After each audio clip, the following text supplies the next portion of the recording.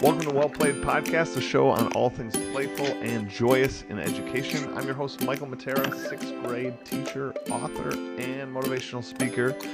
Today is a fun holiday episode. This one is coming out on Christmas Eve for those of you that are Christian. And what a fun time, a holiday time that we bring people together. I thought, what better guest to bring back than my old friend, Paul Yanni. So Paul, thank you so much for joining us on this episode. If you could give a brief introduction about yourself, then I'm going to tell them what we're talking about. We're going to leave that a little bit of a Christmas surprise here. Love it. They'll have to unwrap that one in a couple minutes here. That's right. I am a 5th grade teacher from Colorado Springs, Colorado. It's my second year full-time in the classroom. And this year I decided to jump into gamification and adding more games to my classroom. And we're kind of documenting my journey over the course of the year.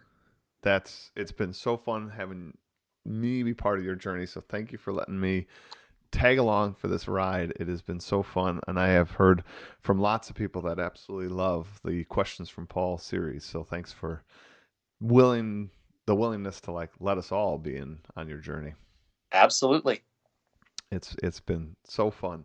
So today's episode, Paul, is kind of a different one.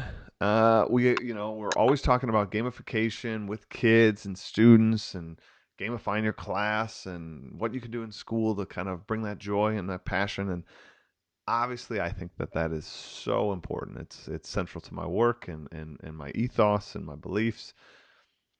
But today's episode, friends, family, lend me your playful spirits. We're talking about playing games with adults, right? Like your neighbors, your friends, your family. Here it is, the holiday season. I guarantee you, Paul and I say, go into that game closet you have, pull off the game. Also use some of those Amazon gift cards you got.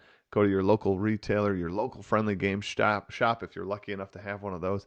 Pick out a game and play it. Paul and I are going to walk you through some of our old-time favorites, some of our new favorites. It's going to be a great episode. It's probably going to up your shopping cart a little bit. Every time one of these episodes come out, it costs some of you guys some money, but I guarantee this is money well spent. Absolutely. Well, I guess on that note, maybe we should just open for a minute. And I'm going to admit to some people, this podcast might go a little longer than our normal half-an-hour session. So just, consider it a holiday gift. Well, I know almost every time we record, we are on the line probably an extra half hour after we're done recording talking about this. So we are. This is we both love games. This is a huge passion of Paul and I's, and I'm super excited we get to do it together here for the Well Played community. But let's start with cost. We're going to get into suggestions. But just a brief touch on cost, because some people that don't game, they load up that Amazon page, they go to that aisle in Target, and they're like $40 for a game or whatever. How can we help them rationalize that $40? I mean, do you need it? No. So yes, if you totally are saying, wow, it's too much money, you're right. We don't need anything really. We just need some shelter and some food. But when we're going to start building in some niceties into our lives, why are games a good choice? And why is that $40, $50 price point kind of an okay one, actually? Well, for me, games are a way that I get to connect with other people and keep a conversation going. I'm not the best at, just sitting and starting conversations and having a move and not kind of withdrawing myself. But when we have a game in front of us, we all have a common goal, whether it's all together in a cooperative game or all against each other. It really forces positive social interactions. And I really like that. It's a good way for me to connect with people I don't know very well. It's a good way for me to strengthen relationships that I already have. And it gives everyone something fun to do while still interacting socially and being together and present and with each other. Yeah. So Paul had said across some of my favorite ones. One, games bring people together. So just on the sheer, you can have four buddies over, or another couple over, or your neighbors over and play a game, or your family, right? It is that shared experience that I think is priceless. Or if you think about other things that would cost you money to go do as a family, or if you go out with your friends, it's going to cost more than $50 probably. And those are good things. I'm not trying to say don't do those things, but like Hmm. to throw in the mix an occasional board game that then you have like, and if you maybe even start doing kind of a once a month with some of your friends, they buy a game and you get to go over to their house and play that game. And then like your library amongst you and this sort of game friend cadre that you build, like all of a sudden you have five or six games. And maybe you guys stop there and you just sort of play those five or six. But it only costs you guys $50 each for kind of almost endless entertainment. Every time you play the game, it's a little different. People are making different choices, different. There's a high replayability value. There are countless types of games. Hmm. Uh, the And there are other, games that are on my list that I paid less than $20 for. It doesn't sure, no, have to be a giant game. You can find those cheap gems in there as well. 100%. I just use 50 as like a sort of fair. Well, and I think that does run people off because when, like you said, when you go to Target, when you go to a game store, the ones that are big and on display are those $50 ones, and people look at that and go, "Nope, not for me," and don't. It's hard to then get them to here. This is a $10 game that's just as fun, Hmm. just as replayable. Yeah. I think, too, on just a side note, as maybe this is coming from the fact that I wrote a book, but like when you think that, like, that's also somebody's idea. Like, somebody, Mm-hmm. like, oh my gosh, somebody, like, has poured countless hours of, like, blood, sweat, and tears into this thing. And to, like, they've developed an entire system, an entire thing. They've play tested it. It's fun. Um, I mean, not to mention, I mean, there are some clunkers out there. I mean, you should like listen to people and read some reviews and whatnot. But like, assuming you're picking up a good one, which there are so many good ones. I mean, I own hundreds of board games, and I would say hundreds of them are very, very good. Like, so like you can have a collection of 200 awesome board games. Like they're not like Mm-hmm. the likelihood you buy a good one is pretty high actually. Mm-hmm. The other thing Paul mentioned that before we move on to the actual game suggestions, I just want to say this idea of having a shared focal point is so fantastic because people of all sort of social abilities can come to that table because you can be the most boisterous person, and that might just make the game a little more fun that you have that person that's that colorful and that lively. But sort of the quiet person has something that they can focus on and make conversation. Like the quiet person can even say to the boisterous person, you bought the card that I wanted, like right, because there's that shared experience. But conversationally, just around a dinner table, probably the quiet shy person isn't going to really interact across to the boisterous person at all because they're going to have to think of something to like break in with, and they probably won't break in with it. But when you're talking about a game experience, there's a social safety net built in because we all are having this shared experience. I don't have to drum up the next conversation. Is this the moment when the conversation can shift? Can I like, that's hard to read. That's hard to read and Mm-hmm. say like, yeah, like we're gonna switch. Hey, my favorite vacation was this, and then like socially, like sometimes there's anxiety, like, oh, no one cared about that conversation and we just left it, and then you're like, oh, but like with the game in front of you, that's an interest. You can say anything about that game, and people will join in that conversation. Mm-hmm. So good call. I didn't even think about adding that as like a reason, but that's a solid reason. All right, they've heard us like talk about the sort of like justifying the cost, why it's important. It brings people together. Fantastic.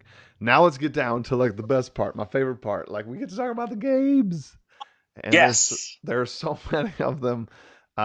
So forgive me and Paul that we could sit here all day long and tell you game after game after game after game.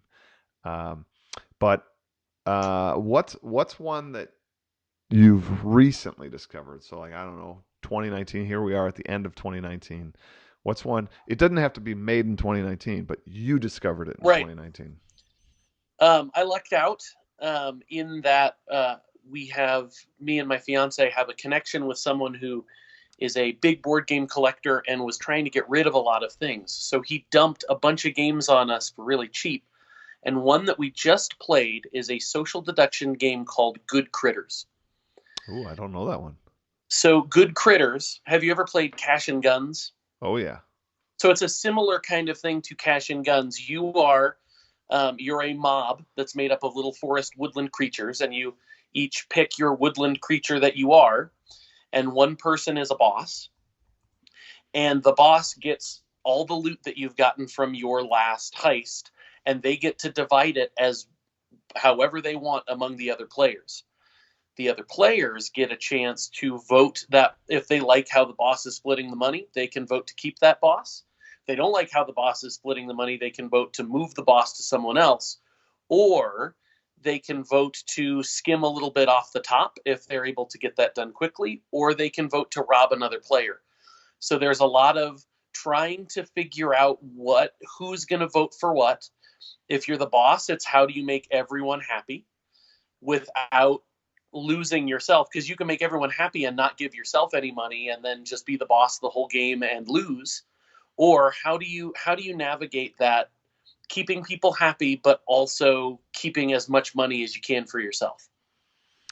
I am, as Paul brought this up, and I had never heard of the game. I had to obviously instantly like Google it, and so just letting everybody know, it is one you can pick up on Amazon, so it's not out of print.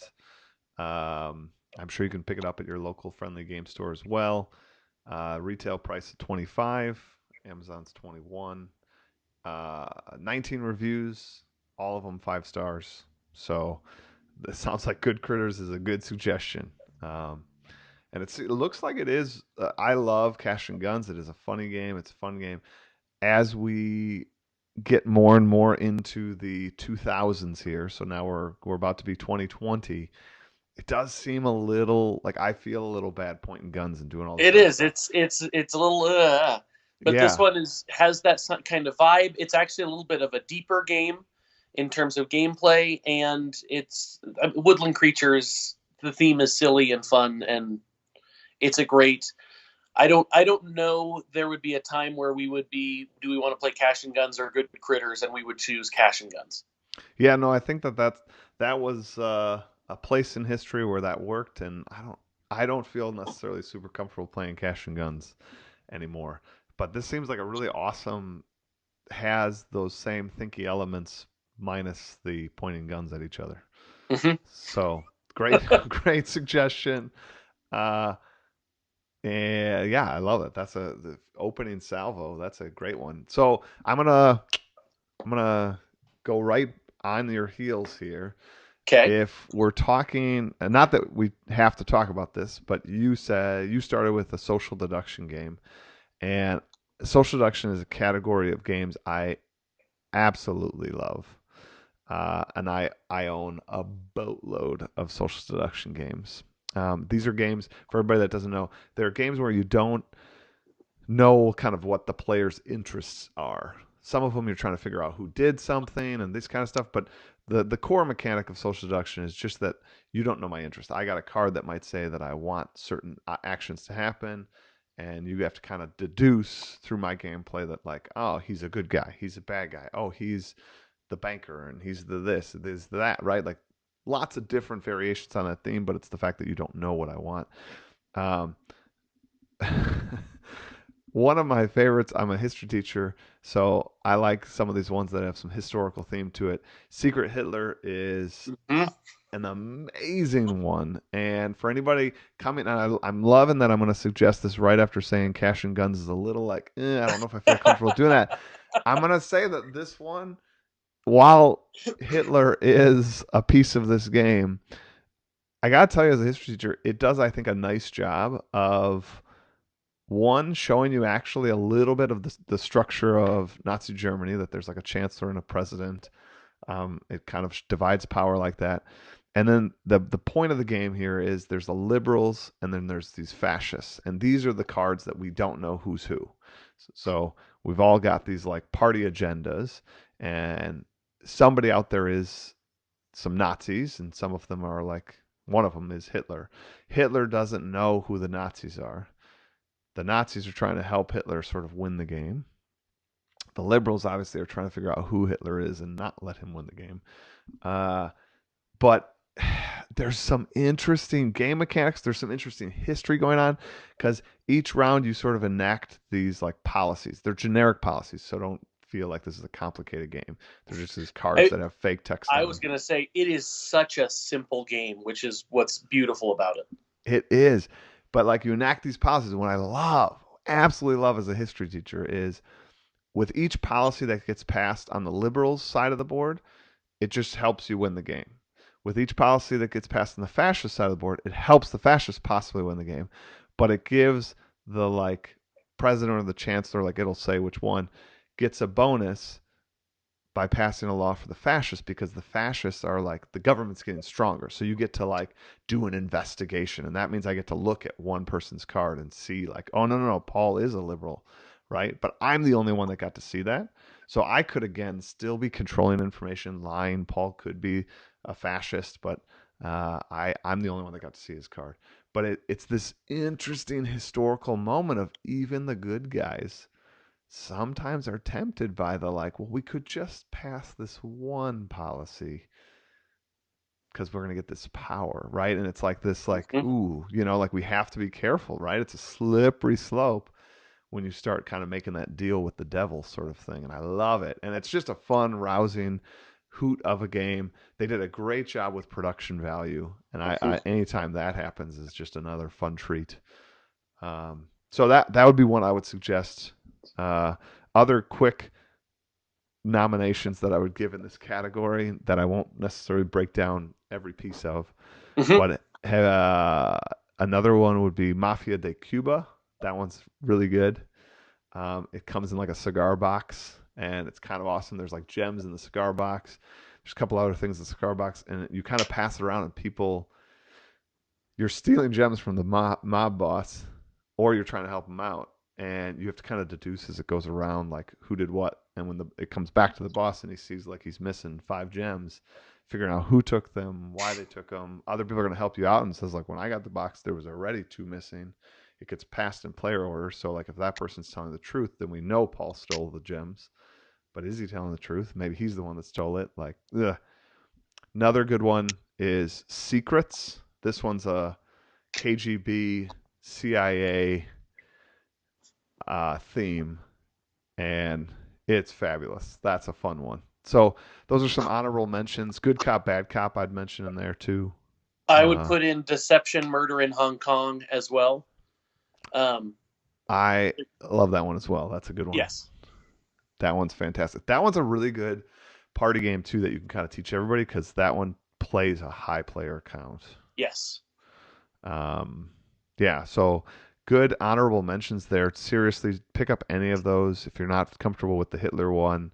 Like I said, Secrets is a great one. Good Cop, Bad Cop, Mafia de Cuba, and Deception, Murder in Hong Kong is really awesome. It's like Clue minus all the like boring like move on the boards kind of stuff. Like I don't really want to take 20 minutes to It's move to the library. You minus I all would that. put it if I was going to hybrid it, I would say it's Clue meets Mysterium.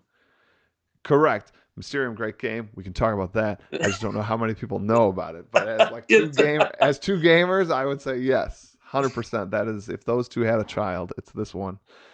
But for those games that everybody knows about, it's kind of like Clue minus the moving on the board. You're just really Yes. looking at various things, trying to figure things out, asking each other questions, and ruling things out, and tossing a little suspicion around. You know, it's good. It's fabulous. Plays really quick too, so Mm-hmm. it's one of those when you're talking about having a game night. Any of these social deduction games we talked about, and I'm sure Good Critters is the same way. Yep. I mean, you're talking about like a 30-minute, tops 45-minute playtime. And so you have dinner with your friends, they come over, you chit chat, Mm-hmm. whatever, and then you sit down at that table, and it's one of these games where you play once, and maybe everybody's a little bit like, I kind of get it, all right, we play. But with it only being 30, 40 minutes, it's one of those that you're like, all right, now let's load it up again. Oh yeah, they are. You can play once and be done quickly, or you could play 3 hours and just play round after round, and it's not going to get stale. It's up to you and your group how much you want to go. Yeah, that's a category I just love. Most social deduction games have a high player account, like allotment. So like most ones I suggested could go up to like 8, even 10 players. Um, but even for sure, all of them could go up to 6. So Mm-hmm. it's really nice when you have a couple couples. They always produce rousing laughter sort of moments. Yes. Either there's something that gets revealed in a particular round that becomes funny, or it's something that like after the 20 minutes are up and somebody's like, what, like, Paul, you were lying to me the whole game. I totally was like, you were my solid rock that I was trusting. Because that's what happens in these, like, you sort of like make these sort of unwritten alliances, and if the person's able to like keep it straight, they might be the person sending you down the wrong road, but you are believing them and you're convinced that the others are the bad ones, but it's like, nope, they were your buddies. I love it. All right, so what about something else? I mean, so that was one you learned this year. Yep. Do you have So a? yes, so this one is my. I have to get it in because it's our favorite game. It's a card game. It's both a great intro game if you're trying to get someone into playing a little more complex games than just your Monopoly, your Scrabble, your normal things. It's called Bonanza, and it is a game of planting bean farms. And it sounds, just on the surface, like the most boring, awful game, but it turns into one of the most fun, cutthroat trading games. You have to trade your beans away because the key mechanic is you normally have a hand of cards and you can pick from your hand and I want to play this card now and I want to play this card now, but Bonanza locks your cards in place so you can only play the next card that's coming up. And so you have to either trade cards away or you have to harvest beans before you're ready.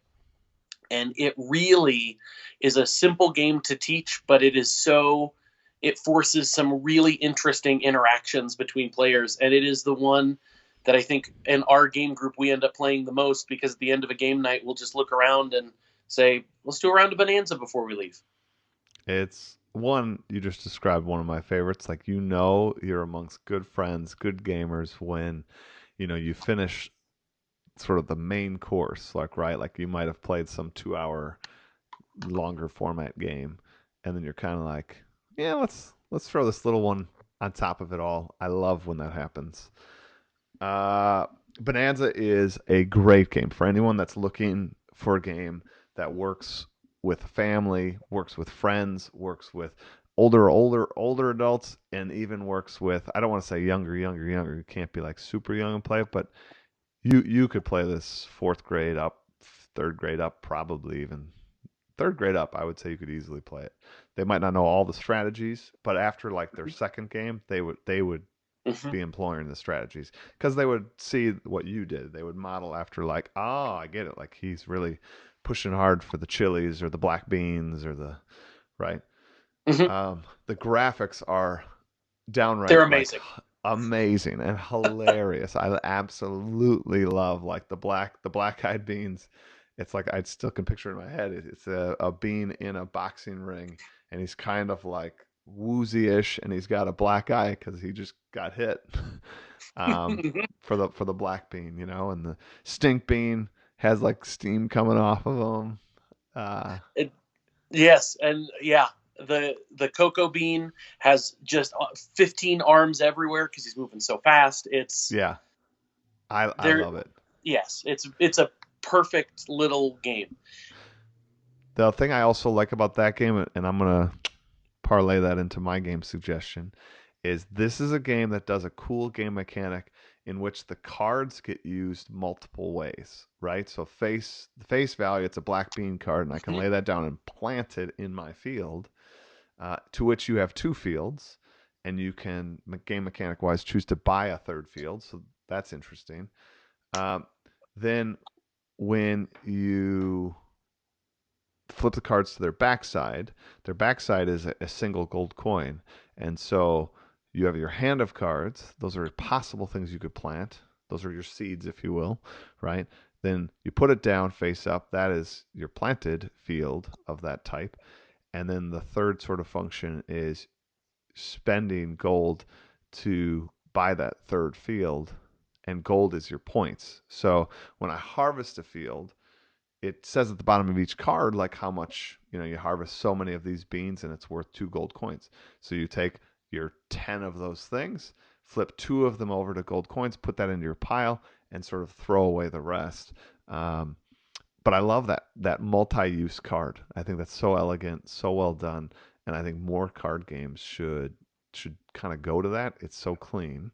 So like I Mm-hmm. said, I promised I will tell everyone another great game to pick up that has that dual card mechanic, and that is San Juan. I absolutely love San Juan.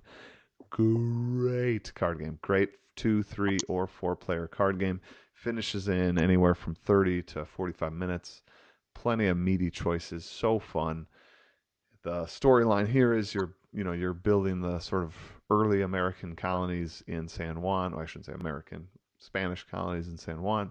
Um, and the cards have a triple use here. So in your hand, they are which buildings you could make. Like you're looking at possible buildings. In your hand, it's also the gold.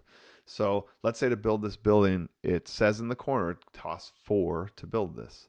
So I'm going to take it out of my hand, put it down into my tableau that I'm building, but then I'm going to have to throw away 4 other cards. So you're literally like, in the Bonanza analogy, you'd be throwing away 4 other beans to lay this one Mm-hmm. bean. And you really got to decide, is this bean worth throwing away the other potential buildings you could make? And it's like such a hard choice. And then, so that's 2 ways they're used. The third way is some of your buildings produce things and they produce goods. And when you produce a good, you take a card off the deck, and keeping it face down so I can't see what it is, you lay it on like your farm or your factory or your field. And so that shows that it's got like 1 unit produced there of whatever building it's on. So if it's on the sugar field, like then that's a sugar. And then when you go to like a sell round, I have 1 sugar to sell because I have this card face down there, and it'll give me a price point in which sugar's worth, and I get to gain that many more cards into my hand, which are potential buildings I can build. They also count as gold, so having more cards lets you build more. Whew! And it is just a clean, elegant game that is so fun. It also has a roll selection mechanic. Mm-hmm. And what this is, for anybody that hasn't played a new board game, if like you're stuck in the old Monopoly and you think you don't like board games because you think of board games just as like they were when you were a kid, they have come up with some great mechanics that keeps everyone involved. And this one I love. Roll selection. There are these 5 rolls, and on my turn, if I select that, hey, I want to do the builder action, I take this little tile that's like I'm doing the builder action. And what it says on all of these tiles, there is an action and a privilege. The action we all get to do. So by me selecting builder, Paul's going to get to build as well. So Paul isn't sitting there waiting for 10 minutes till it's his turn. Every time somebody selects one of these roles, Paul's going to get to do something. And then there's the privilege that only I get to do because I took it. So in the case of the builder, the building I build is going to cost me 1 less coin. Paul can build, I can build, but mine's going to be a little cheaper. And this is another interesting game mechanic in that like you're wondering what other people are going to select. Like, oh, I really need to trade things, but I think Paul's going to want to trade things anyway. So Paul's probably going to select the trader. So I'm not even going to select it. I'm going to hope to piggyback on Paul's action. So I'll take the builder, I build my thing, and then come to find out Paul doesn't take the trader. And it's like, oh, like I really was like calculating that he was going to take that and like activate that for me. Because unlike certain board games where you like go through all the steps, this one there's no guarantee you're gonna go through all the steps. Like if he doesn't select trader, and neither does Paul's fiance, and then it's back to my turn, like that action didn't happen this round, and like I needed it to happen this round. Oh, it's just such a good mechanic. I have not heard of San. Well, I've heard of San Juan. I have not played San Juan, so I will pick that up. It reminds me a lot of one of my honorable mentions for this kind of game, which Mm-hmm. it seems like a much easier kind of entry level kind of race to the galaxy kind of thing.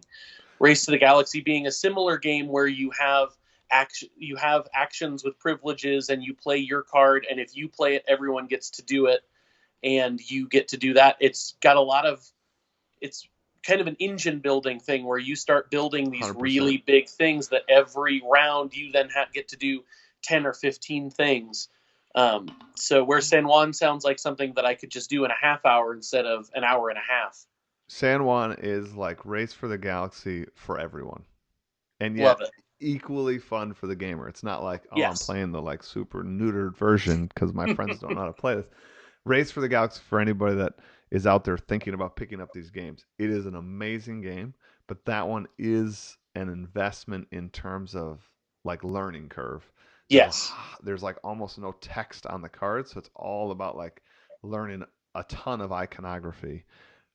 Super worth learning. I mean, great game, but it is not one that you can just sort of pull out once and everybody will enjoy it. Like you almost have to say like we're gonna play this 3-4 times. Probably the first 2 times it's gonna be a lot of like, now what does this do and why do I want this?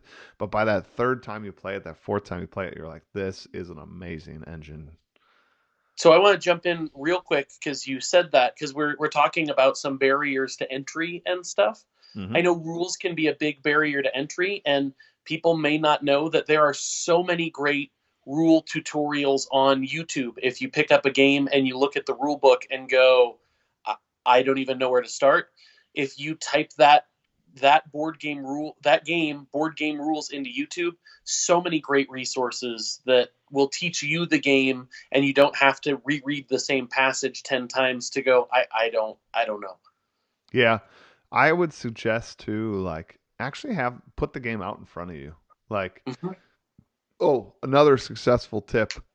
Not so much in terms of learning the game. Paul gave a really great suggestion. I want to echo, same. Go look up the video reviews and video rules. Like Rodney Smith is a great one for teaching Dice rules. Tower has some great ones. Dice Tower is a good one. Rodney Smith. Mm, There's another one I board, like called Watch It Played. Watch It Played. Yeah. Mm-hmm. So, but the other thing I was going to say is barrier to like getting others to like the hobby, or if you want to try this, even if you're all trying to get into this hobby and you're like, let's do this, let's buy a board game. Michael and Paul makes this sound so fun, we're going to do it. They're going to buy one of these. Now my first tip for you is whoever's the one out there buying the game, you need to read those rules before the game night. Like nothing kills the game night more. You can look at the rules during game night. You can be like, I can't remember the flow of play. Let me just grab that. Oh yeah. First we do this, then we do that. I got it. That's fine. I'm not saying you have to have it memorized. But if you're like, okay, we're gonna play San Juan, and everybody sits down, and you're like, now let me take this out. Okay, we are all going to first start by taking a blue card, and then, oh my gosh, like everyone at the table is gonna be like, I did not come here to read this for 30 minutes before we play for 30 minutes. Like, you have to be able to kind of just sum it up. If you're more into the board games and it's like this is like the fourth time your friends are going to do this like game night and they're in and they're cool with it, you by all means I suggest like emailing your friends the watch it played video, Mm-hmm. like, hey guys, we're going to play this one this Saturday. If it's sometime you can kind of watch this just to get a general idea, I will refresh the rules when you get there. But Mm-hmm. like, it would help if this was at least in your head that you get it's a stock market buying game and yada yada yada. And now all I have to do is like remember you can only buy one stock and whatever. It just goes a lot quicker. Absolutely. So those are good tips. That was a nice little intermission, Paul here. Mm-hmm.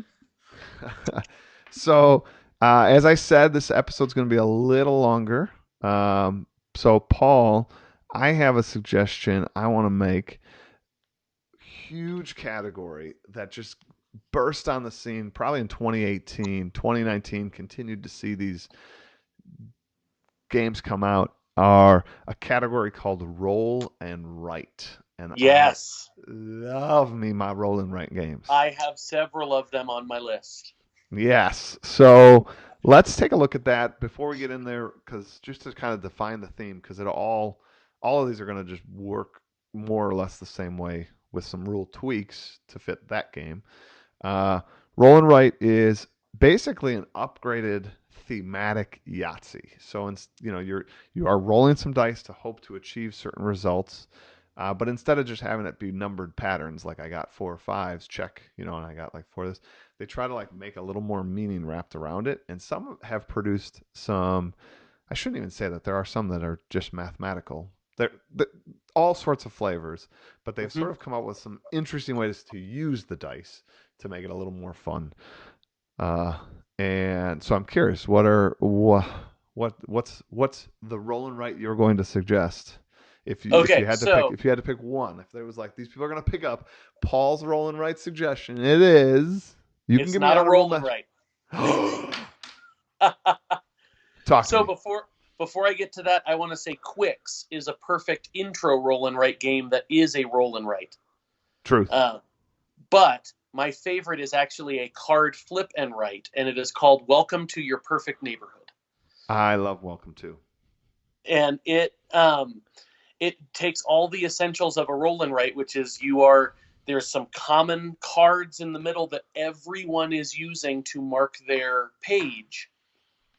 But the cards give you interesting things because as you flip a card, you get to see what's on the back. And there's a symbol on the back of every card and a number on the front. And so when you flip a card, you'll reveal a new number and a new symbol.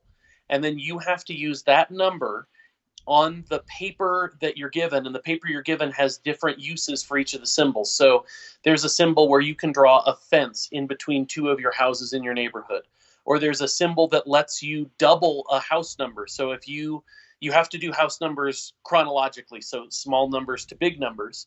But there's one that, let's say you have a 7 here and you put a 9 two houses away. Well, with this one, you can take a little bit of a penalty and you can have two sevens right next to each other. And it takes a lot of thinking and planning ahead of where do I want to put my house numbers, and the big goals are how many houses you need in between fences. So where do I want to put my fences so that I can get these big bonus goals? Yeah, I love Welcome to. Talk about a fun theme. It's like you're building a 1950s sort of row home neighborhood. Uh, the a lot of I shouldn't say a lot, but several roll and write games like Quicks are about putting numbers sort of in sequential order, and it's that choice of by placing. So his example of like if he puts in this box a two and like several boxes later puts a nine, he can only now put 3 through 8 in the in between boxes. So, for example, if he puts two and then leaves one space open and puts a four in the following space, like he must roll, or in this case, card flip, a three to put in that spot. Nothing else can go in that spot. Um, I love that mechanic. And I also love that sequential ordering works so well in the theme here because it's addresses. So your addresses are going to go up as you sort of move left to right. So not only does it follow the same sort of roll and write pattern that several games have, but this one actually works so thematically. You're like, it's just like addresses. You can't like put a lower number before a higher number on an address. And when every time I explain that to everybody, they're like, okay, I got it. Mm-hmm. Check, check, check, check. Got it. Um, some fun little like extra there's all these scoring categories to that are kind of fun. You can like there's parks and pools and they all sort of score different ways, and it's just this puzzle of like what do I do, like can I make enough points by just going with these parks, or should I be doing the pools? Do I disregard the pools and worry more about like placement of these houses and fences? And all of this is happening all the time. And the other thing I absolutely love about roll and writes is this idea that it's the same shared information. Mm-hmm. So not all roll and writes work this way, but Welcome to does. The suggestion I'm going to make does. It has that, like we're all using the same cards, exact same cards. So it's three cards are going to be flipped up in Welcome to, and it's like, what are you going to do with those? And you're going to get to choose one, and it's so cool at the end of the game to be like, wow, like Paul figured the puzzle out better than I did because he had the exact same. You can't say, well, he just rolled all sixes all games, so he won. Like, no, like we all had the same information. Paul made better choices. And there are some games like this one, and I know you've done this on Instagram and YouTube where the player count is only limited by the amount of papers that people have. Since it's shared information, you could have 1,000 people in a room and put it on a projector and everyone could play. Yeah, I play. So I've done two online. I've done the one roll and write I would suggest people talk about getting is Railroad Inc. It is Mm. fantastic, and that's one that falls into that category. Literally, everyone on Earth could play it as long as they have access to see what the rolls are, because we're all going to use the same rolls. Welcome to would work that way. You're just limited by the. I have not done that one, but maybe I should do that one on my channel. That would make a good I live stream. Yeah, I think there's a good app that has the paper on it so people would be able to. Oh, that'd be cool. I'll check that out. We can talk more about that a little later. Yes. My suggestion that I absolutely loved is one called Cartographers, and I did that one on my YouTube channel. I will be doing that one again. Actually, I got somebody that wrote me yesterday that said, "When are you going to do that? You said you were going to do another one, and you haven't done it." So I'm going to do that one probably in the new year, probably in January. I'll do another Cartographers, uh, but super awesome. This one, similarly, there's going to be some cards that come out, and you're going to have to like choose those cards. There's some scoring categories. Unlike Welcome to, these scoring categories aren't static. They're like decks of cards in which like each time you play, you're going to lay these cards out, and so each game's a little different because like oh, in this one we want to do more of like houses. In this one, we want to do more forests. In this one, we need to have forests next to houses. So we gotta like make sure we're building our things that way. The game is a grid, like it's just a grid sheet, and think Tetris. The cards that come out are these Tetris shapes, and then usually two types of terrain, and you get to decide oh, I'm going to use this one for forests, and I'm going to sneak it in here and right like think Tetris. You're like filling in this map. I super love the theme of it. Like you are drawing a map, like you are a Mhm. cartographer. Uh, I have because I am a super nerd and I am comfortable in my nerddom here to admit it here on Well Played. I like to sometimes bling out my games a little bit, and this one spend an extra like $6, $7, go to Target and buy some colored pencils. So I bought like 5 sets of colored pencils, and then when you're like drawing a forest, you shade it in green. When you draw like water, you shade it in blue, and like it's so cool at the end to see your like map and like That's awesome. in your head like you do have this little like storyline of like yeah there's the forest and there's the mountains and there's the cities and like nothing to do with the game there, but I absolutely love doing that. I love that idea. Um, Super honorable mention for Roll and Rights, a German game that came out last year called Ganz schon clever. Yes.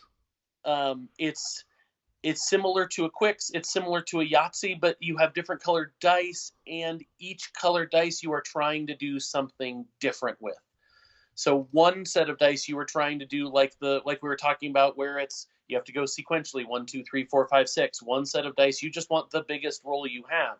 One set of dice is you need to clear these certain roll conditions in rows and columns. And then the best thing about that is by doing certain things in certain sections, you get bonuses in other sections. And so you get these chain reactions where you will, okay, I put this in orange, and that orange gives me a blue. I'm going to do that. That blue gives me a yellow. And it makes you feel really smart just by putting one little number in a specific spot.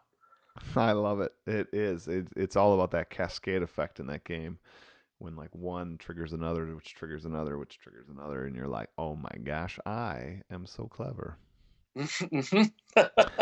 Uh, so I would say another honorable mention in that category for me is one called On Tour.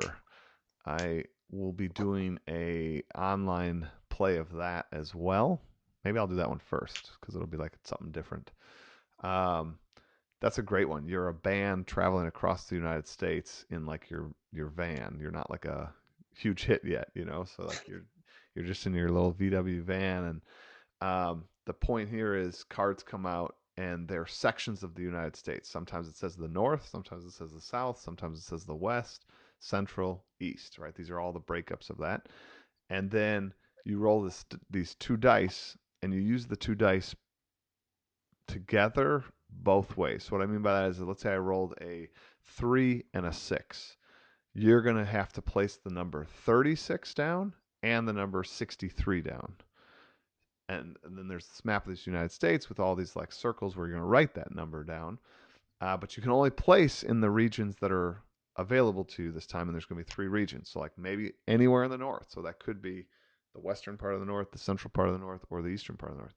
Maybe you have none of those like large swath north south cards, and you just have like central, central, and east. So it's like, I really wanted the number 63 in the west, but like too bad. Like I have to place 63 and I can't place it. What you're going to do in the end of the game, you're trying to build the longest route you can of consecutive numbers. Well, I shouldn't say consecutive, but ascending numbers. Uh, and so you're sometimes just shoving numbers into corners of the U.S. that you like are not going to be on your band's route. So you're Hmm. like, I'm going to shove this 63 that I'm not going to use way up in North Dakota, you know, and then like hope that a future round we roll right and I can like put it in my little pathway. You can at any point change what your pathway is. You're not like locked in until the end of the game. And trying to like mitigate that like luck, risk, reward thing is so fun. Everyone I teach the game to just loves it. Uh, very nice component quality. That the game comes with, I think, 8 dry erase boards, and they're really colorful and they fold out. They're kind of like almost like a cocktail menu, like it all folds together into this Oh, I little, love it. and then you like unfold it, and you got the map of the United States, these like dry erase markers. You get to name your band. It's always fun. It's that game's on tour. That would be my honorable mention, which I don't think Wow. is an honorable mention if I literally explained it that much. So sorry about that. Broke the rules. That's okay.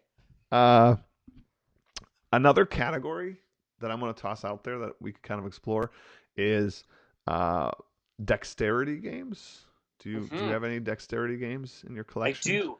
I am limited on dexterity games just because I don't love them as much because I'm not dexterous. I'm not good at them. So, So, can you um, explain what dexterity games are to people that don't yes. know?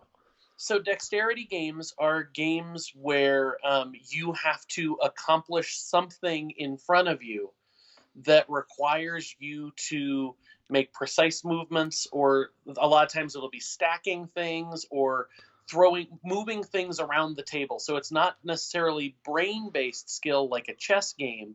It's more how It's can like you use Jenga. dexterity. Yeah, Jenga. The one that comes to mind too, Jenga is, and don't break the ice. That little Yeah. game for like little kids. That was my favorite game as a kid, where you have to knock the ice down without knocking the little man down. And so it's those kind of games where you have to have, it's more physical skill based than it is strategy based. So I'm curious for the guy that doesn't have many of them and doesn't really love them. I'm curious what's the one or two that made it into your collection? So the one that is in my collection is that I can think of off the top of my head is called Flick 'em Up, and Yes. it is a you set up, you have to have a pretty big playing space, Yeah, like a dining and you room table.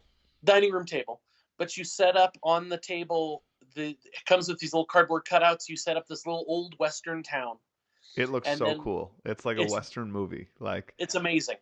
yeah. And there's so many different ways you can set it up, and then you get these little cowboys, and you set the cowboys up, and then you can play different missions. But the basic version of the game is you're trying to shoot the other team, and you shoot them. You have this little hockey puck kind of thing that you set next to your character, and you flick it. And if it hits someone on the other team, you hit them, and if it misses, you miss. And to move your little cowboys, you have to flick too. So if you want to move your cowboy closer to your opponents, you have to flick another little disc, and where that disc lands, that's where your cowboy goes. And you Yep. can, there's all sorts of cool things, like if you flick it into a building, your character gets to go into that building. Um, but it's a lot of fun. Yeah, the game comes with, I want to say, 10 or 12 kind of missions or scenarios. So Hmm. it can be just a shoot 'em up. There's the good guys and the bad guys. Each have 5 characters. Here's your town, blast away. They come with these little hay bales you can hide behind and stuff like that. Um, but there's some scenarios where it's kind of cool, like the town matters. Like you got to go defend the bank, or you got to go rob the bank, or so trying to get it so that they can get in there and out of town in time is a fun mechanic. Uh, I like Flick 'em Up. That is a great suggestion. My honorable mention to the Flick 'em Up sort of style would be one called Catacombs. It is like going through the dungeon sort of theme. One of us, so this one's kind of everybody versus one. One of us is the dungeon lord, and like each room, the lord gets to like set up with his bad guys, and he can put them where he wants. And then the good guys come into the room, and just like any sort of video game that falls in that style, there's somebody that's really good at ranged attack. There's somebody that's just like Hmm. super beefy and strong. There's somebody that's like a wizard and kind of like can do weird healy sort of things, but it's all about like flicking and putting your guys in position, using those special abilities at the right time. It's about that bad guy positioning the guys correct in the room and using those power ups in the correct way. Super fun game. But the suggestion I'm going to make for anybody that's out there thinking about adding these great games for like I said, that Christmas party or the New Year's party coming up. I love the two. I'm gonna mix two here. I can't decide which one's better. I'm gonna say Meeple Circus is downright hilarious. This one, you're like using these little meeples, these little wooden character figures, and you got to stack them in certain ways. Like one's the acrobat; he likes to be the highest you can, so you want to try to stack him really high. Others are like really strong, and they're the bottom guys, so they need to be holding something up for them to get points. Then you get all these like animal pieces, like an elephant, a tiger, and all these other things, and you got to use those. There are cards that are like stunts you're trying to perform. So it'll be like if the elephant has its front legs like on the ball, like that's worth 5 points. So like, but this is timed. So like you're trying to like stack that as like a timer's playing this circusy music. It comes with a free app, so you can play this circusy music, and we're all building at the same time. So it's simultaneous play. So we all draft these pieces we need, and then we hit the timer, and all of us only have like something like a minute and a half or something to try to like achieve those goals. And then at the end of the time, we all stop and we see like we add up like, well, he was able to get that ball trick, and that person's super high, and that's worth like 4 points, and then they add it up, and then you play like another round, and then you get to this final round. That one's not simultaneous play. That one, everyone drafts like a special bonus card that's usually funny. Like every time a certain noise happens in the music, you have to stand up. Every time a piece falls, you have to say, ow, that hurt, or something. And if you do that, you get like the bonus, like 8 points that the card's worth. But if you fail to do it, you don't get the points. And on this one, it's called like opening night or something, this round. And this round, where it's not simultaneous play, we're all watching you. So now all of a sudden there's this tense, like, oh my gosh, before it was tense because of the time.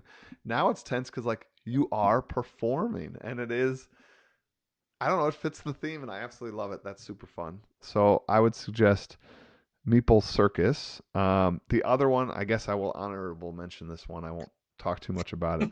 Is Men at Work. It's a construction game, which you might like because it's less about like flicking. It's less about the super precise like of the like. It's more Jenga style. You're more like putting something down carefully to balance. You're Got it. building this construction site, like think steel beams, and it's going to get like raised up and up and up. And then there are these cute little wooden construction guys with these hard hats, and you have to put some of them on the beam. So sometimes it's like, where do you put the guy on the beam so that it balances, doesn't fall?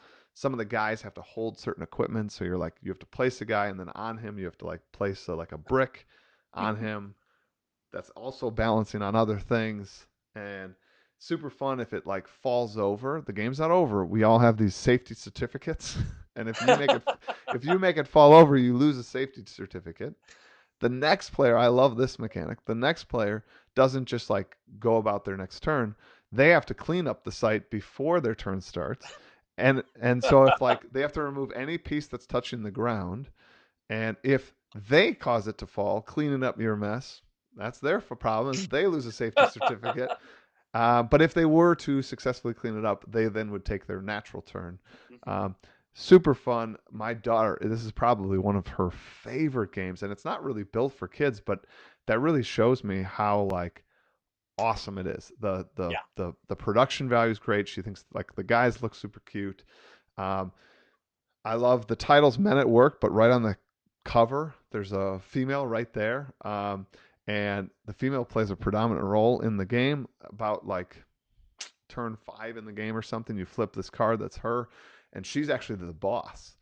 And once the boss comes out, she's called Rosie. Once the boss comes out, if on your turn you place a piece and it happens to be the highest piece, she's impressed and you get this little like construction award, and those are worth points at the end as well. So like I love the gender sort of equity in the game. um, I love the game itself. Super easy to explain. Awesome. Every time I teach this, it takes like literally 2 minutes to teach and everybody's having a great time. Love it. Yeah, that's a good one. So we have probably countless more games to talk about, but Yes. we have to sort of wrap this up. I just want one more suggestion from you, and that's for somebody who wants to actually play a that next level game. So everything we've suggested today, other than sort of to the galaxy, I think any of you could pick up and play tomorrow, easy peasy, even if you're just Yes. getting into the hobby. But let's say like they pick some of these up. Let's say they buy 5 of these, they play 5 of these, and 2 months from now they're like, now what? Like, what would be your like next gamery game? I'm looking at two, and I'm trying to think which one's going to be my honorable mention. Oh, okay.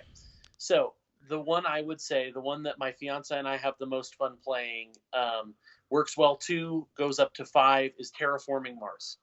Woo, Um, I love it. it's an engine building game, so you're building turns that will start stacking on each other. You're collecting credits. You are a company that is competing with other companies to be the first to successfully terraform Mars and make it livable for humans and a society. And so every generation you are trying to put water on the planet, increase the oxygen level, and increase the temperature of the planet so that it's sustainable. And you do it by playing cards into it really becomes a machine where on every turn I now can add credits here, or I take all these plants and I can take these plants and build a forest, or I can I can pay a certain amount of credits and I can drill a lake. And it's just this, it's a huge undertaking that you're simulating. And there's some drafting mechanics you can use where you have some cards you're looking at and you can keep them or you can give them to your opponent, but you only get to keep one. So which ones are you going to Mm-hmm. save?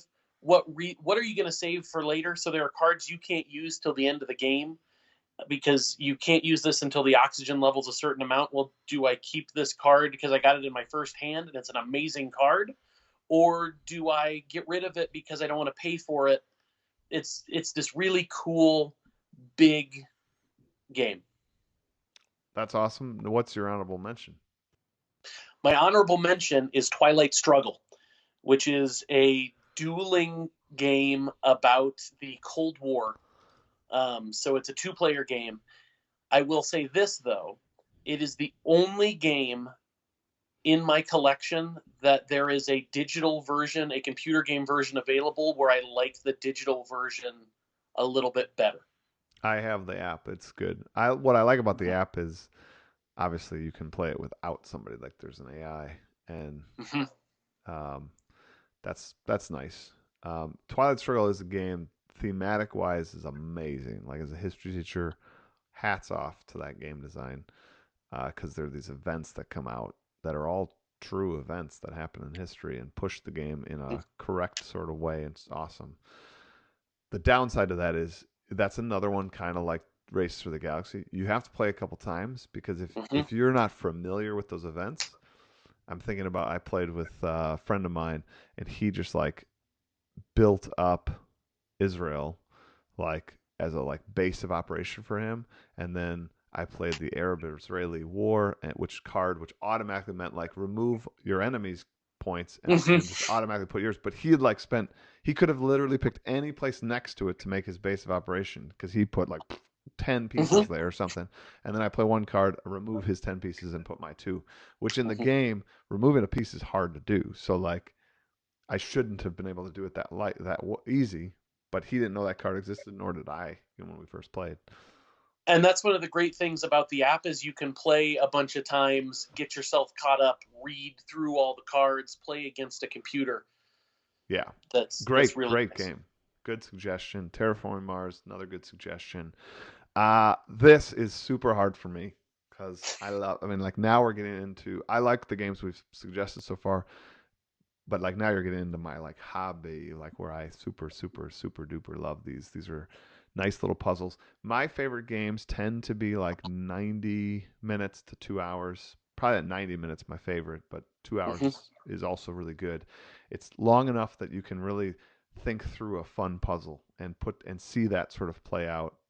Um, Probably one that I'm going to suggest right now. I don't know if I can say it's my favorite, but one I'm going to suggest that you should pick up is Orleans. It's a bag building game. So you're buying these sort of workers, so to speak, and they're these little round chits, and you put them into your bag, and then each round you're going to like pull so many of those workers out of your bag, but you don't know who you're pulling out. So it's kind of this idea of like what engine am I creating? Do I want to buy a bunch of farmers so that the likelihood when I draw out of the bag, I'm drawing farmers? Do I want to buy a lot of priests or whatever? Thing that I also love about it is very clean game design. While this game is that sort of next step, that sort of bigger game, that 2 hour game, the rules really aren't super complex. I really feel like I could teach this to anybody listening to this game or listening to this podcast, like even if you're new to gaming, because it's such a clean design. It's clear what you're going to draw, how many you're going to draw. It's clear why you'd want to buy certain guys. The choices you make with those guys are all clear, but they're all hard decisions. They're all like you're going to want to do 10 things on your turn, but you're only going to be able to really accomplish two, maybe three things. So there's always that tension, but the choices are clear in terms of your understanding of them. So it's not one of these like I don't know why I'm choosing this, but I'm going to choose like no, you'll know why, and Hmm. your decisions may not play out correctly in the end, but like you made them in good conscience, and that's pretty awesome. So I would say that one honorable mention. This is probably just because I just played it, so I don't know if it really deserves it on this list, this spot, but it is a solid design. I mean it will be in my collection always and forever. Last night I played Glenmore uh, Chronicles 2. Glenmore is an older game that got reprinted this year. It actually just arrived yesterday, and then I busted it out and read the rules and invited a friend over, and we played it. Um, it's cool. It's a great game. The cost is a little higher. I want to say it's like $65. It's a bigger investment, but what they did with Chronicles is they took the old game, updated it. The artwork's amazing. The game is amazing. Like Glenmore is a game that has won all sorts of awards when it first came out. Then what they did with Chronicles is they gave you almost like 8 expansions that you then they come in these cool little boxes that look like books, and you can play the base game, which is amazing and have won all these awards, or you can like play the base game and pull out one of those chronicles and add just that little feature. And they're all like little features, so it's not like oh I got to learn 27 new rules for the Right. expansion. They're just these tiny little expansions that take the game and spin it a little bit. I'm so excited to dive into some of those chronicles. Some of the guys that I listen to podcast wise and video wise that review this stuff have been reviewing this, 10 out of 10, 9 out of 10. So just a stellar, great game. A game that truly you could teach, I think, most people. It's a tile laying game. You're going to like buy tiles, put it into your Love tiles. tableau.